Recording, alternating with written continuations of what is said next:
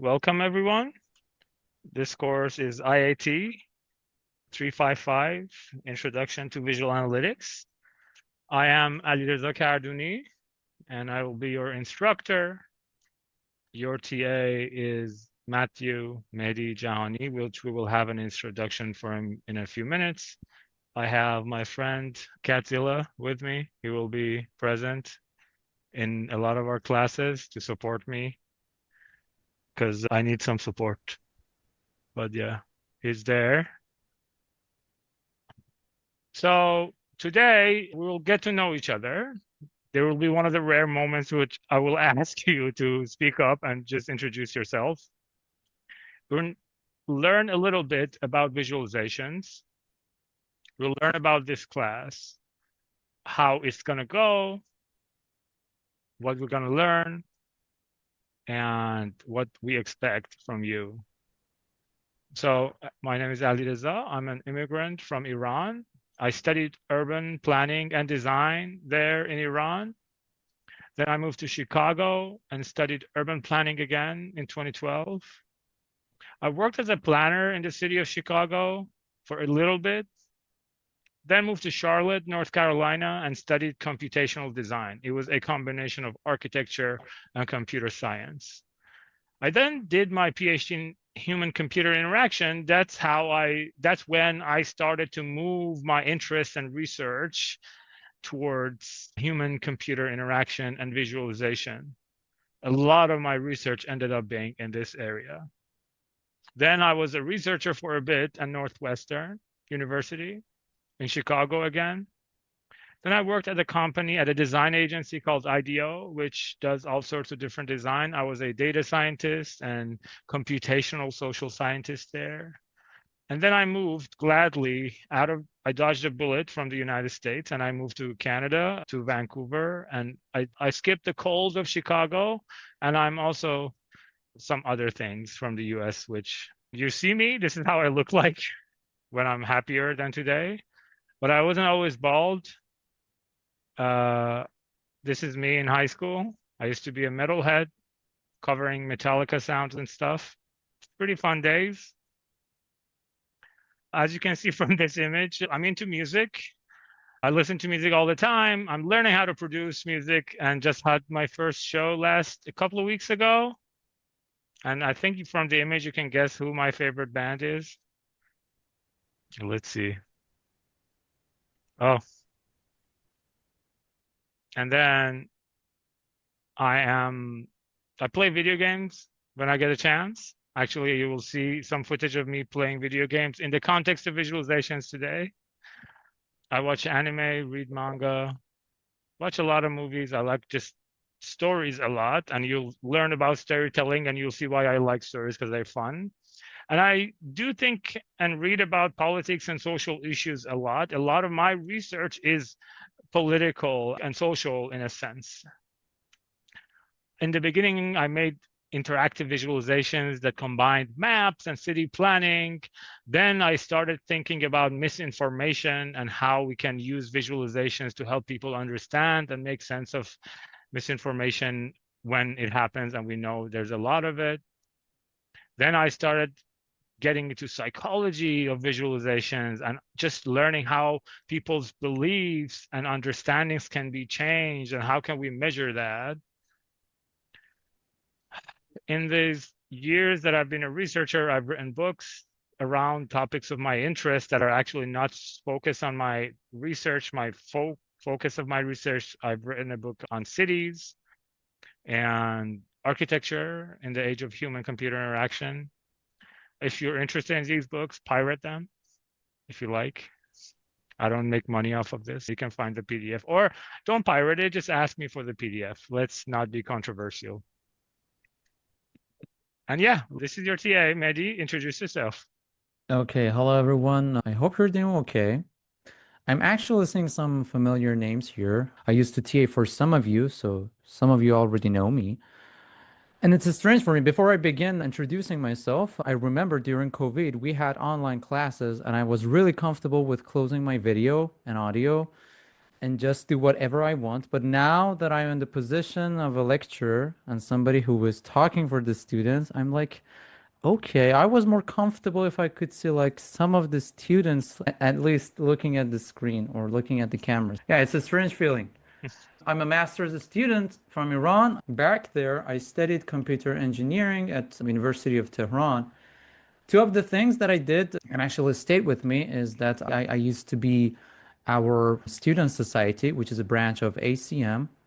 I used to be a vice chair there and hold up lots of workshops, fun activities, being in touch with students and stuff. And I had the chance to win the best bachelor's thesis, which is actually a main project that you deliver when you want to graduate from your bachelor's, which was actually focused on software verification. During my bachelor's, I soon realized that computers alone are too dull for me.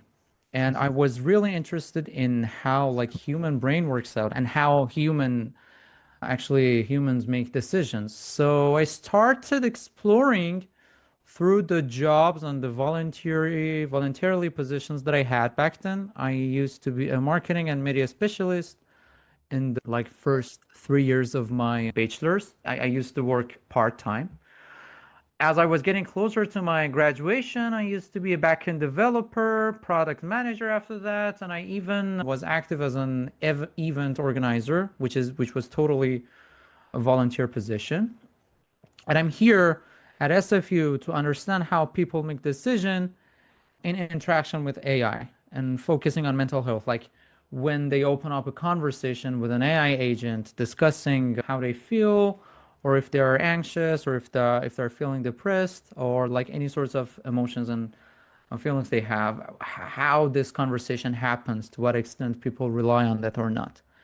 Which is really aligned with my personal interest because in my free time, I host a podcast about depression and anxiety, which is like the subject is how to keep up life's quality while we know we will face depression and anxiety, which is in Farsi. Like, I think a few of you might be able to listen to that. And can we go to the next slide? Because I think I have some images. Yeah. Oh, one of them is not loaded yet. So, in my free time, I make the podcast and I visit nature. So the other picture on the right side, which is supposed to be there, is me in Lynn Canyon. I went there the first couple of months that I moved to Vancouver. Yeah, I'm looking forward into learning more with you because I think the best way of like fundamentally learn something and master it is by trying to teach them to the others. So yeah, I think Alireza will continue from here.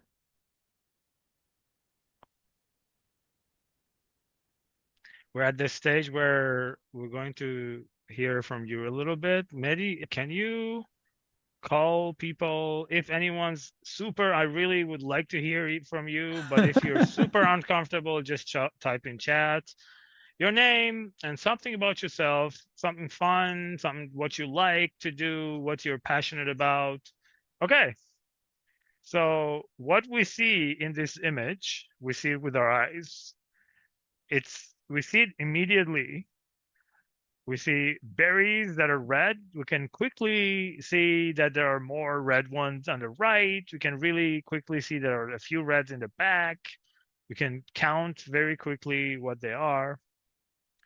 This is our eyes. Our eyes are wonderful. And this is exactly like a visualization. What we see here is that we can quickly identify elements in the visualization without even having to think about it. Eyes are powerful. And this is the theme of this course. Let's do a little bit of exercise. Can you type the highest number in this image?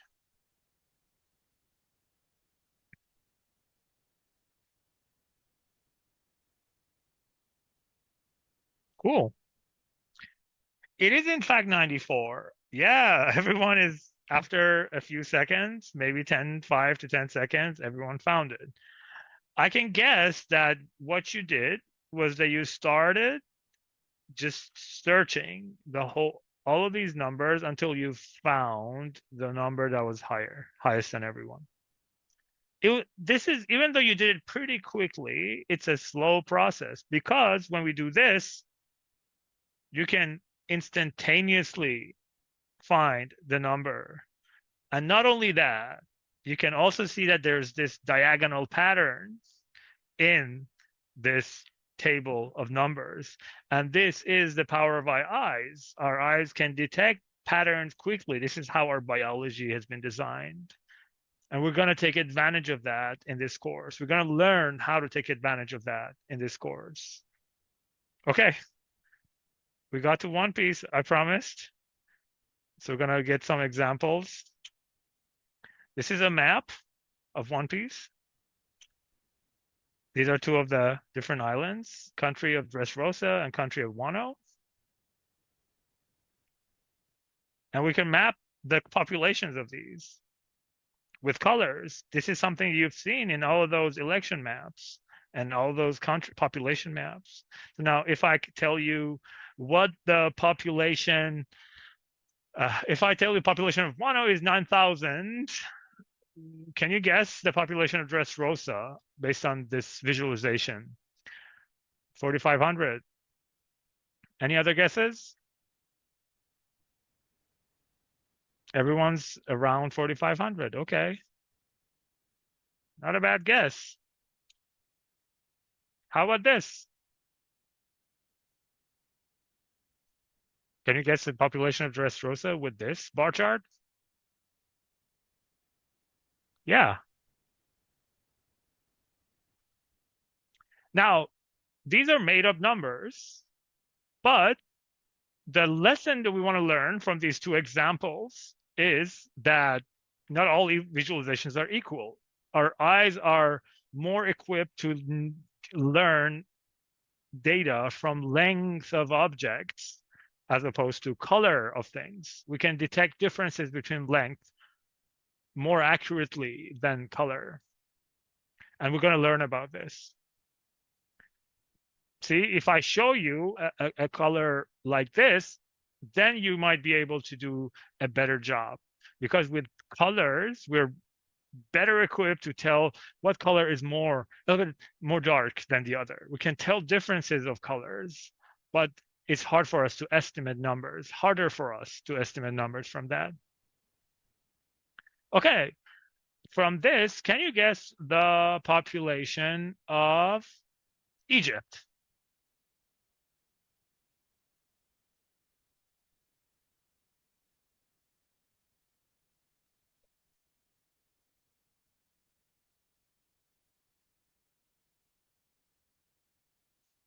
Someone said no. 1,000, 5,000, 1,000. Okay, that's pretty good. 1,500. Okay. 1,000. Around, everyone's guessing around 1,000. It's hard though, right? Those really small numbers are hard to see. How about if we do this? Start wrapping the charts snaky-like so that we have more space. People who said Egypt were pretty good. 1,000. I think that's the population is close to 1,000. But now it's so much easier to make a guess. Sometimes with very small numbers and very hard numbers, we need to get creative because data sets have different features that would need us to design around them. This is something that Du Bois did. Du Bois, not many people know what Du Bois did in terms of visualizations. He was a sociologist, a socialist, very important in American history. But he designed these magnificent visualizations about African Americans' histories. Using this technique that we called wrap bar charts, Du Bois tried to show that there are disproportionate values. For example, African Americans in industrial businesses or schools, courses are way more than in business. There's so much more that there's not enough space in that piece of paper. So I would have to wrap. Really cool. There's a book Look it up. You'll see beautiful, beautiful designs. So in general, the way I would define visualization is taking data and somehow using visual elements so that we can take advantage of our vision to understand the data. We can use color, we can use position, we can use length, angle, and we can use triangles or horses and flowers to make our visualizations. And we're going to learn about these. You're going to be able to create stuff like this in this course. Data is everywhere. I really like this group that published their work in the book Dear Data. Georgia and Stephanie try to communicate with each other their life stories through these really beautiful hand-drawn visualizations that they created and they sent to each other as postcards. And they just did so many interesting renditions of things. And I would highly recommend y'all looking at it because what you learn is that anything can be data, can become a data set that you can use. All right, so moving on, we can see visualizations everywhere. You can see in the video games that we played last year. I was playing Deadlock a lot. I was fascinated by it. It's a game by the creators of Dota. It's a competitive game, and they use visualizations in pretty interesting ways in video games. You can see that data visualizations are used in this, right? There's a bar chart, essentially. There is an icon array. There are these little health bars that are all visualizations. You see this sort of pie chart-ish kind of visualization that shows you how much ammo you got. There's a map, right? This is data visualizations, and you use it in video games. You use it in a lot of places. As a UI designer, for many of you who are interested in video games, you might become someone who's an expert in through this course, knowing, okay, this is how humans can make decisions faster based on this specific visualizations while staying on the theme and being cool and interesting and exciting. Okay, let's watch a version of me playing Silksong, and then we're going to see how I make decisions. Now that I mentioned the visualizations for you, do you see them?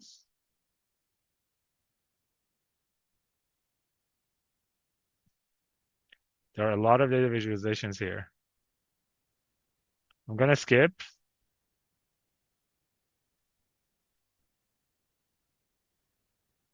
So even though this game is simple, the design of visualizations is really important because I need to be able to make decisions very quickly because I have very limited time to fight this boss. So at some point, I'm going to get hit. See? See here, I'm going to start just not being able to handle the chaos. And then here, if you can see, I can see that immediately my sort of silk thing meter is full. I quickly take a look, and then I know that I have a few seconds to fill it up. And then I use that information to make a decision quickly. If that was a color and I had to see whether that color is maxed out, it would be harder. A bar chart is used, and that's really important. And these are icons because I need to know that how much damage do I receive from the boss. And in most games, you'll see this, even though a lot of UX, UI designers don't think of these as visualizations. But from what you learn in this class, you'll be able to think about that when and if you end up designing video games.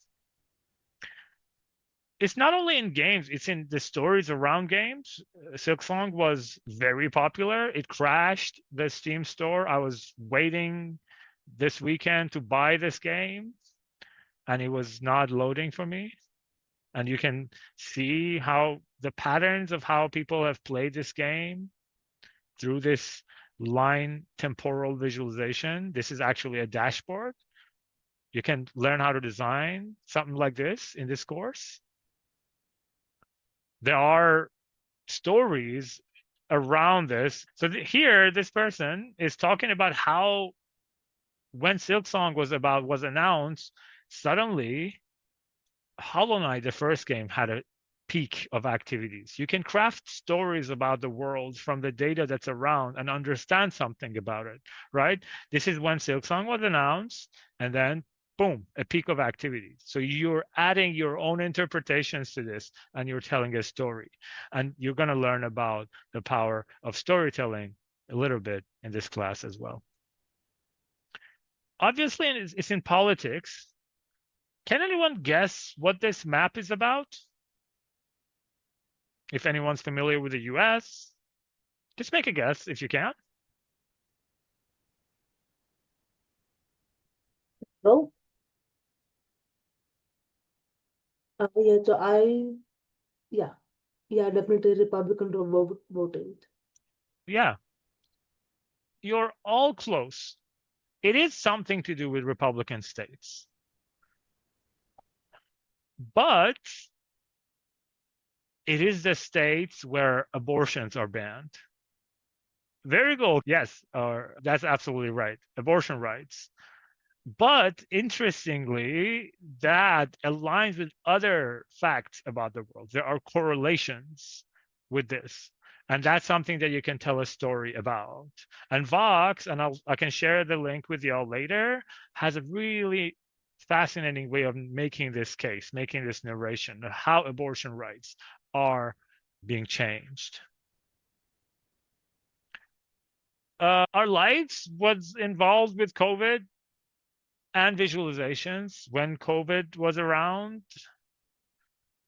At least me and many people were looking at these data on a daily basis to get some hope, to see where things are bad, right? We have used them and we can make sense of stuff. We can see that, oh, vaccination has had some effect or has made some states more safe. And we can interpret data, right? So if I show you this, it's a scatter plot and you'll learn about it. It's hard to understand what it's about, but if I show you this, then you can start reading it. This tells you that on the x-axis, there is the percent of fully vaccinated populations. Each circle is a US state, and on the y-axis, there's the number of hospitalized per 100,000. When we start looking at this chart, we can start making sense of it. We find patterns in the data, but we find patterns differently. Many people were suspicious of efficacy of vaccines. So would they interpret it differently? When I see this chart, I see this line. I draw this line in my head. I say, oh, the states that have higher vaccinations seem to have lower number of hospitalized per 100,000. But you could also interpret this data like this. You can say, oh, there are a lot of states, at least a few, with low hospitalization and low.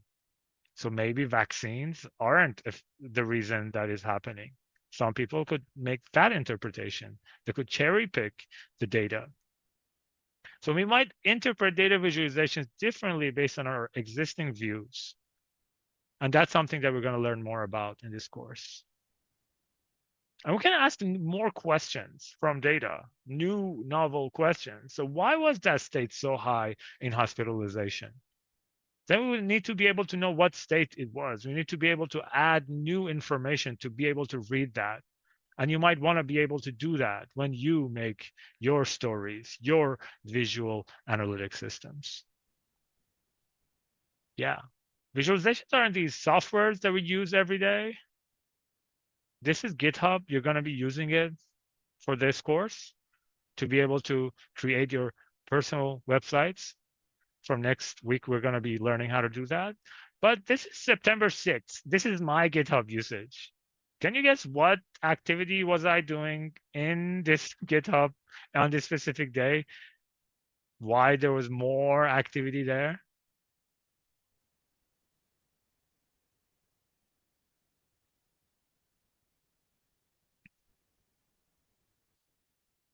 Very close. I was updating the website for the course and setting new repos and assignments and just creating the things that we're going to use for this class. And I was late because I had my other things to take care of before this. But we're there, and I'm excited to be working with you using GitHub to not only learn how to create visualizations, but be able to just think about it and create it. Visualizations are in almost every software. If you think of just annotations and how things are made, this is Ableton that I use to make music, and everything is a visualization. You can just understand how things are used. These are visualizations, but they're made like knobs. You're going to learn a little bit about how to create things that can add interactivity, add interaction to maybe the future softwares that you use, but with a lens of data visualizations. Visualizations help us navigate our spaces. We use it every day. Physical maps are around us, but also just in our apps. This is a line visualizations on Vancouver from where I live to where I work, and it shows you a lot of information. Maps are amazing visualization, very specific visualizations that a lot of us can read. We can also make them into forms of art. This is a visualization about a movie called In the Mood for Love by Wong Kar-wai and different interactions between the two main characters. And one of my favorite movies is by Wong Kar-wai, Chungking Express. If you haven't seen it, I highly recommend it. But this visualization, I believe, is just all the colors that have been used in different Wong Kar-wai scenes in Chungking Express. It's still a visualization. Tells you something about something. Data has been taken, has been transformed to be interpreted. We can use it to understand our world. If I tell you that these are patterns of retweets in Charlotte, North Carolina, what people have tweeted and retweeted, what do you make a sense? What do you understand from this visualization?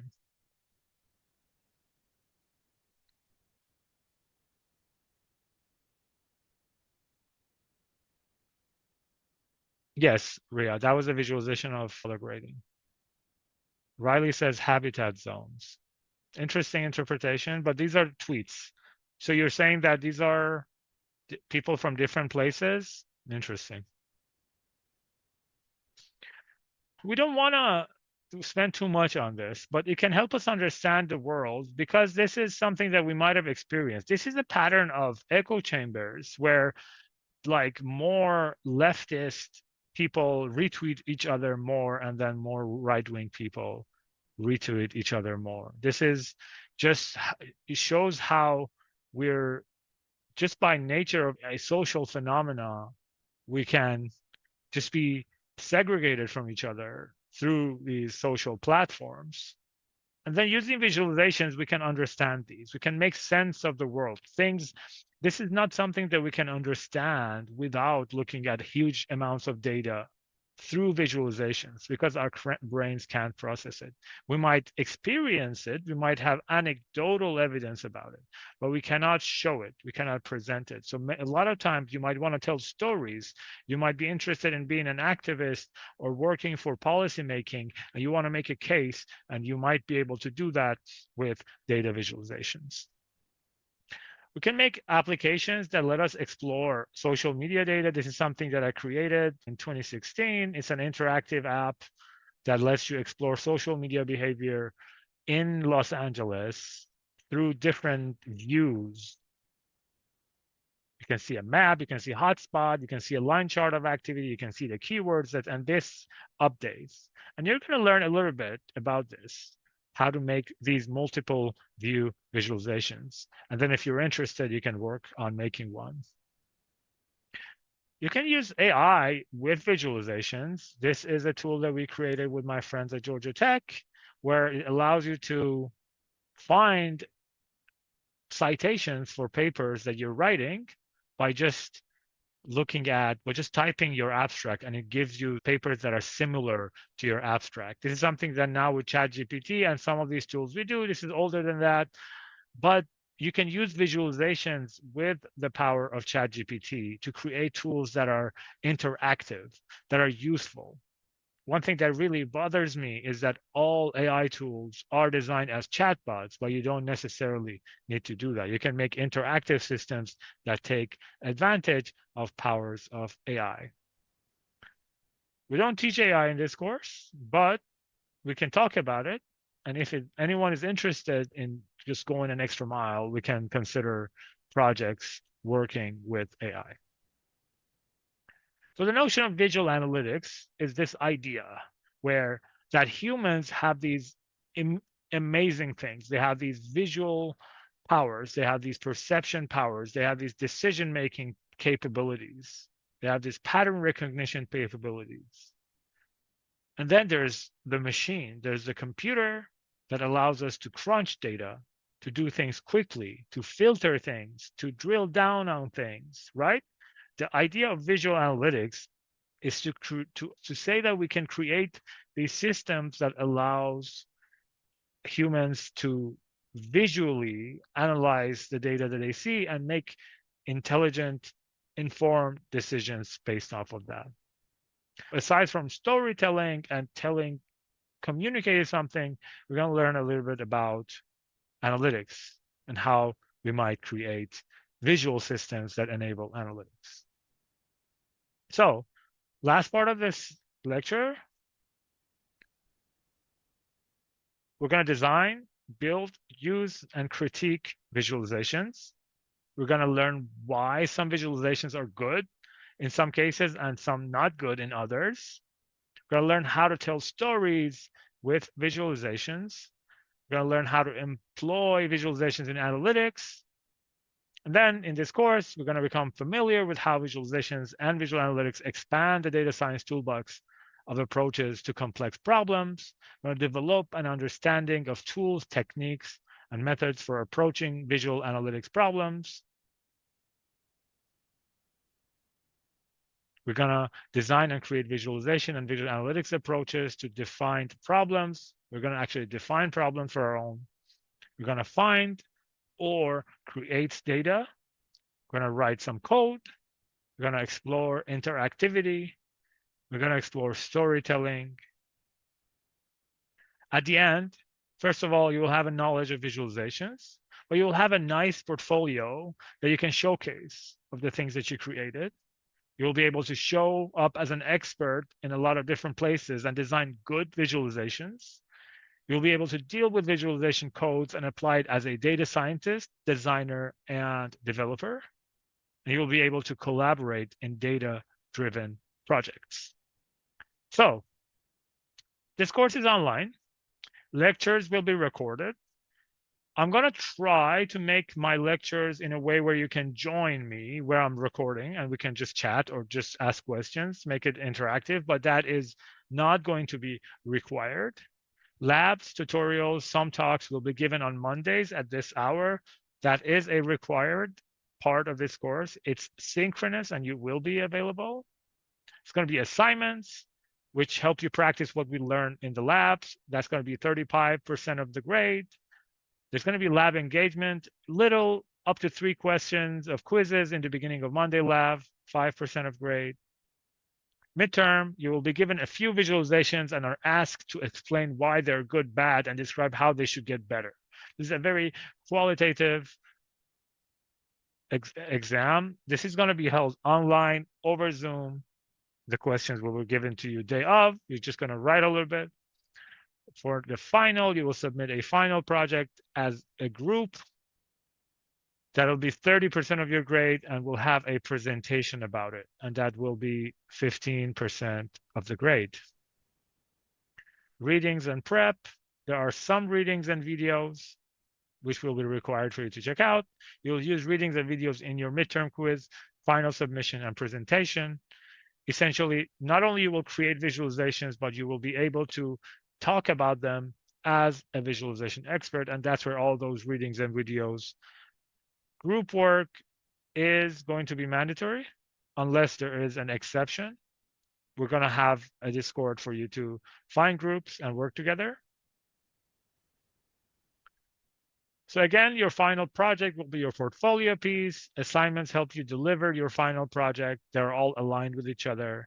We are there to help you think and work through it. The groups will be 3. You can ask to be a group of 2. And then I really don't want groups of 1. But if there is exceptional circumstances, you should contact me and we can talk about it.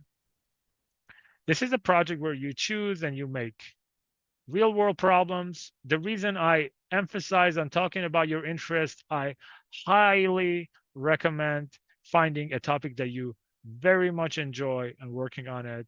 However, I've started a collaboration with City of Vancouver that there's going to be some projects that you could pick about. There's some related to some natural Vancouver City aspects that we can. I'm working on that collaboration, and you might choose to work on those projects. But you will gather or create data, you will sketch and create visualizations, and you will assess and report on how you've done it. The phases are, you will first determine a question and an audience for your visualization. You'll find some data. You will develop visual analytics or data stories to get at the question, and then you will tell a story about it. Okay, let me show you just a couple of final projects. Do you still see my screen showing the data and dialogue websites? Yeah, we do. Okay. So let me show you some of the fun things. For example, this is a final project from your fellow CIAT students from last year. They were interested about salaries of UBC staff. So they make this really nice interactive system that you could learn about different things about SFU and UBC. At the end, you could explore different things. This is just public data. We're going to learn about all of these strategies that they used. It took a month and a half. It was a very iterative process. We were there to comment on it. But at the end of the day, I believe this was an extremely fun, interesting project. Some students were interested in fast fashion. I love that project. It was more of a journalistic type of work. It was created with a library called Vega Light to tell about how fast fashion impacts the climate. They include images. They made these really nice pie charts that they used. They made comparisons. And they also had added a little calculator at the end that you could tell you if you buy X number of tops, bottoms, jackets, and undergarments, how much CO2 you will create. We had topics on Pokemon.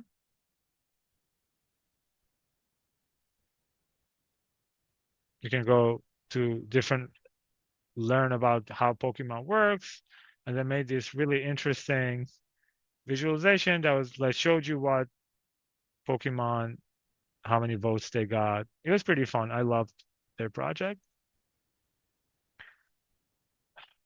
Hockey, gaming, cyberpunk, gacha, League of Legends, NBA.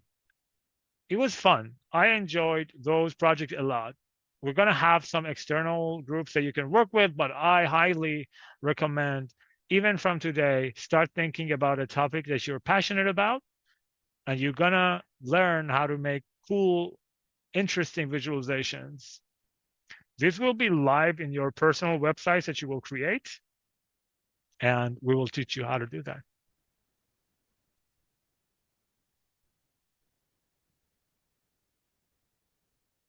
So read the syllabus for some of the policies, ask questions fast.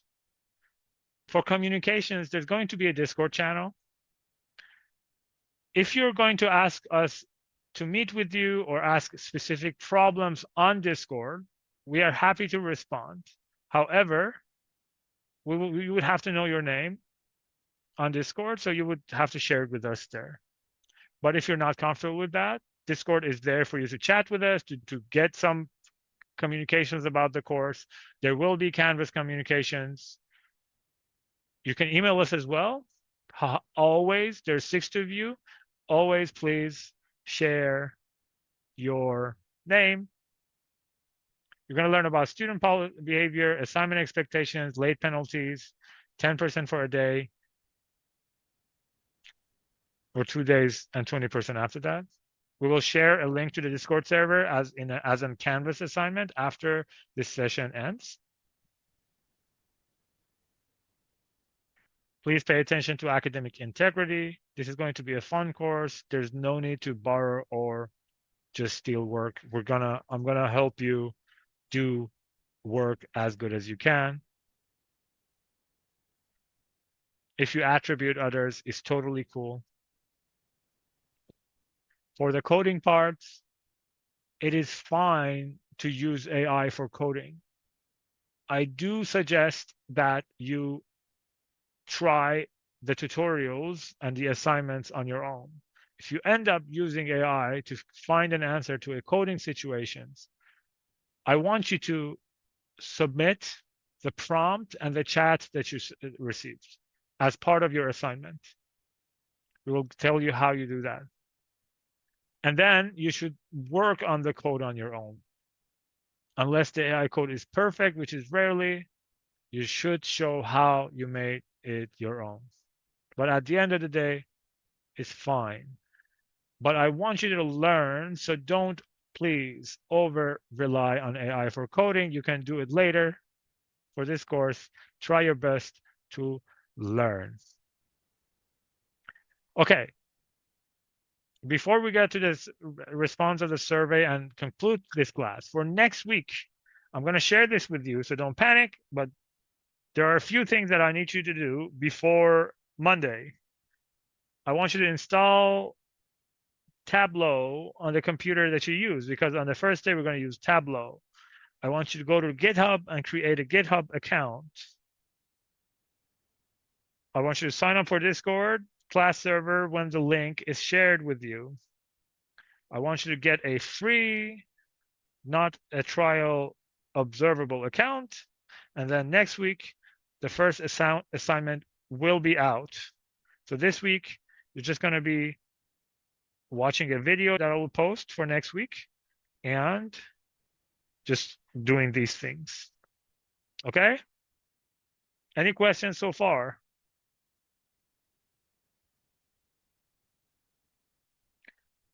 Is the midterm an open book exam? Sure, you can look at things. However, there's going to be very much a qualitative. I'm going to see how you think about visualizations. So I'm going to give you a new visualizations that you haven't seen before. I'm going to ask you to describe it. You can describe it with the things you learned from a book or the readings. Everything will be online. Everything will be online. The presentations will be online.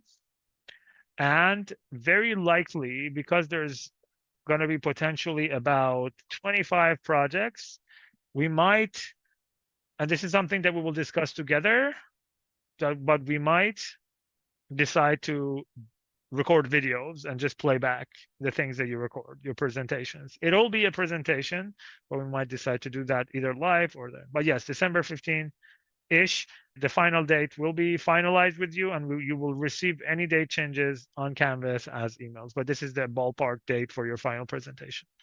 Any other questions?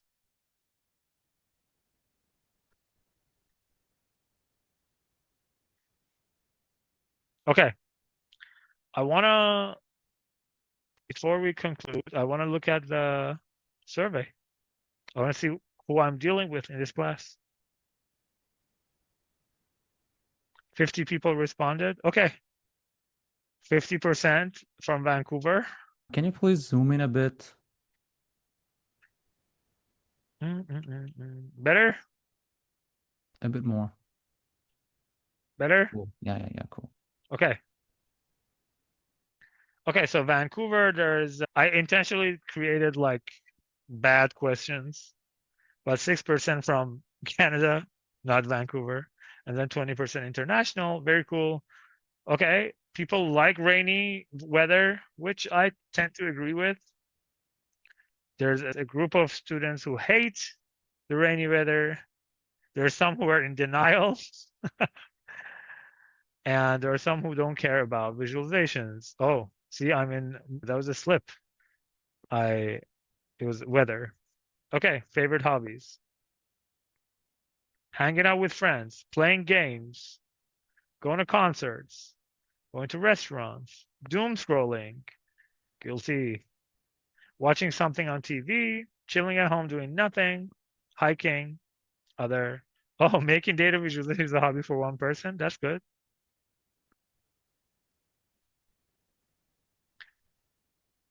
Most people have a group chat. Everything happens there. Some random video calls, endless walks at the mall. I hate malls. I'm sorry. Spam their DMs with memes. This is something that I do, unfortunately, on Instagram. Sending snaps of every bit of my day. A few people do that. I don't do Snapchat, unfortunately. Okay. So this is a problem. It happens every year. Why teleportation? Please, the people who chose teleportation, it's just why. Why do you choose it over time travel or invisibility or all these better things? Travel with no fees? Save gas. People are very pragmatic. Man, with time travel, you can just do whatever the hell you want. Flying sounds like it make you very tired if you use it. Like you can technically have super speed or flying for moving from place to place, but What's this Figma link? I don't know. I just clicked on it. Shouldn't have probably. No time travel, timeline shenanigans. Time travel is amazing, man. Don't you want to go and just, I don't know, see, I don't know, Leonard Cohen when he was alive? Something like that. I don't know, Beatles. Man, with time travel, you could be places whenever you want. I technically think when you time travel, you actually probably can stop time as well. We just need to figure out how to do it. Oh, time paradoxes. Anyways, okay. There is one anime hater. Almost majority is anime lover, and then there's some people who don't care about anime. That's cool. This makes me happy. I'm still not happy with this whole teleportation shenanigans. It's just crazy to me. It's one of the most useless. It's just, we have too much time. Why would you want to save time or money? Like, just spend a little bit more time and travel and enjoy the route. I don't know. I love just being on the road. Okay, video games. 40%. I love video games and I'm bad at them. There's 36% who think they're good at them. Exactly. But with time travel, Sam, you can get it back. It is, you're right. It is a recession indicator. Okay. All right. Some people think they love video games and they're good at them, and some don't. Fortunately, nobody hates them. No, there's One one. person. Yeah, it's fine. It's fine to hate video games. But the people who think they're good at them, because I think I'm really bad at them. To me, I need to see actually whether you're good at them or not, because I don't believe it. All right, my favorite topic is the music one. 32% pop. Actually, this makes sense. This is better than last year because that was close to 50%. Alt rock, metal, hip hop, instrumental, game OSTs, R&B, classic, punk, R&B, folk, jazz, EDM, K-pop. Okay, this class is cool as hell. That's what I can tell you. Because the genre diversity is just so good. So we're gonna have a lot to talk about, and I'm super excited about it. And then yeah, I listen to pop all the time. So pop at 32% is amazing. Okay, getting close to the end. Instagram, TikTok, I can't even pronounce this. Discord, Pinterest, Reddit, and Twitter. Cool. This totally makes sense to me. I'm mostly on, I agree with one of the comments later that we're gonna see that we should have had YouTube here as well, because I spend most of my time actually on YouTube, and I do think I it's a think we social. have it if you like. No, We don't. yeah. Yeah. But yeah, I spend most of my time on Instagram and YouTube. No TikTok. Can't figure out TikTok. I'm just, I think, a boomer. Okay, close to 50% think AI amazing and solves many problems. Some 14% have no opinions about AI, and some people think AI is scary. Why do you think AI is scary? Can someone who said AI is scary, tell me? And let's hear from both sides.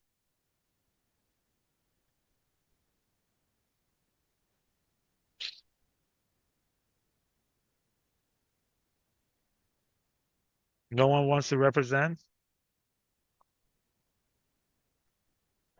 It's helpful for sure, but it's more nuanced than that. I totally agree. The rise of AI psychosis is terrifying. Can you tell me what AI psychosis is? I think I agree with you, but I just don't know what it means. I guess AI bubble is scary when it eventually pops. I totally agree with you. Clone your voice and face to scam. Oh yeah, that's totally scary. Yeah, unfortunately. I do think that we need a new type of education where students can use AI. I believe if everyone ends up just asking the AI for an answer, we all collectively need to reconsider ourselves, our learning.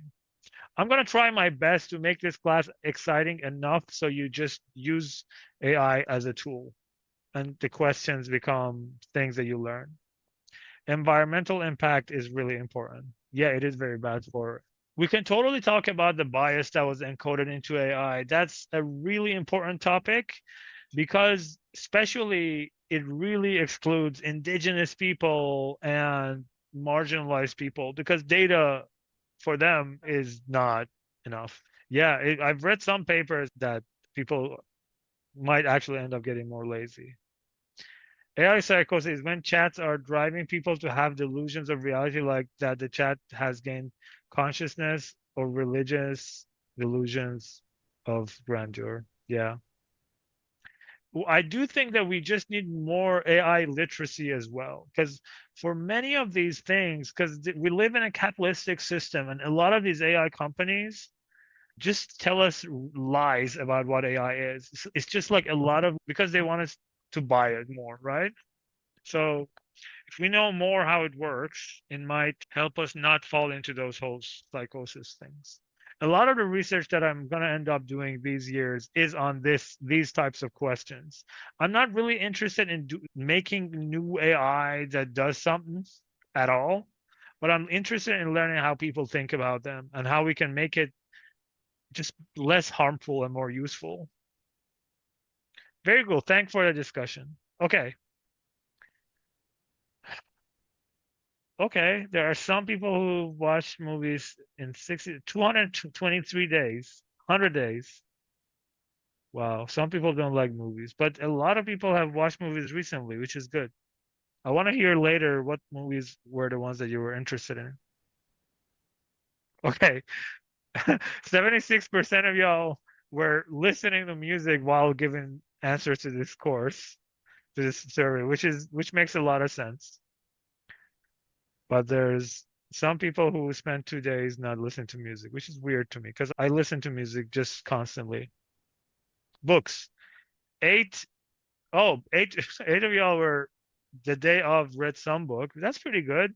Can some of you tell me what books were you reading? Just if you're okay with it, maybe a couple of names.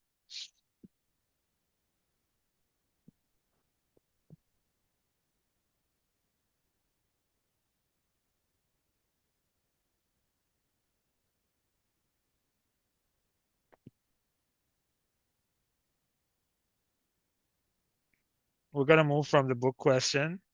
Okay. Remark remarkably bright creatures about an old lady and an octopus. Dude, that sounds super interesting. I'm gonna take that name down so I can check it out. I love fiction, if that is a fiction, but it sounds like fiction. Okay, so 44% of the class are neutral about, I feel like, how I know how to make data visualization. That's good news because that was my expectation as well. At some point, you might have done some Excel. You know what a bar chart is. You know what a pie chart is. We're just going to learn how to get so much better at making, first of all, weird and interesting viz, but also storytell with it and just be able to create effective, interesting visualizations. And then 34% disagree, 12% strongly disagree. That is all good. Hopefully, everyone moves from like everyone goes to agree and strongly agree at the end of this class. Okay, let's read some of these. AI reading graph, that's good. We're going to learn. Make data visualization, we're going to do that. More data visualizations, definitely going to learn how to code. Yes. I'm interested in understand how to present my data in a visually compelling and effective way. Absolutely. Don't know. Relationship to AI, that's cool. We're going to learn some of that. How to make compelling data visualization, that's good. Getting a good grade, that's on you. Coding and aesthetics of data, we're going to talk about that a little bit. Skills for my future career. I hope that this can happen. I do think that the portfolio pieces from last year were really good. That's awesome. That's an awesome goal to be able to just make sense of your own life. How to use interactive video to make complex info easier to understand. That's awesome. Big data, cool. Can misrepresent data. We have a session on that. We have a session on lying with visualizations. That's something that I've worked on a lot. Made data look good. AI and visual analytics, Tableau. Next week, data visualization software to make your own velocity tracking data, such as song. That's awesome. You might, for your final project, do something related to personal data. I'm totally cool with that. Analyze data in AI creation, interactive data, visualizations, visuals data, visual analytics, design tech. That's awesome. Organize data in a fun way. I really hope that a lot of people do this. Just have fun. That's what I like to do. Data viz, data, collect the right data and use coding language to visualize them. Very good way to define what this course is about. Some insights about AI, whether it's good or not. We can talk about it for sure. Very cool. How to make data visualization. All right, say something here. I hope. Wish more classes were in C++. Hell no. I ain't teaching no C++. I haven't coded in C++ in years. I agree with this. I can't wait to start the class. Oh my God. Have mercy. Sounds good. Full time, no problem. As long as you do the projects with your group, you're gonna be fine. I hate him too. I don't know. I'm not into that. The survey is fun. Thank you. Okay, whoever, please don't drop this course. We're gonna have fun. Instagram reels scare me. They scare me too, but I sometimes use them. It's because the course is online.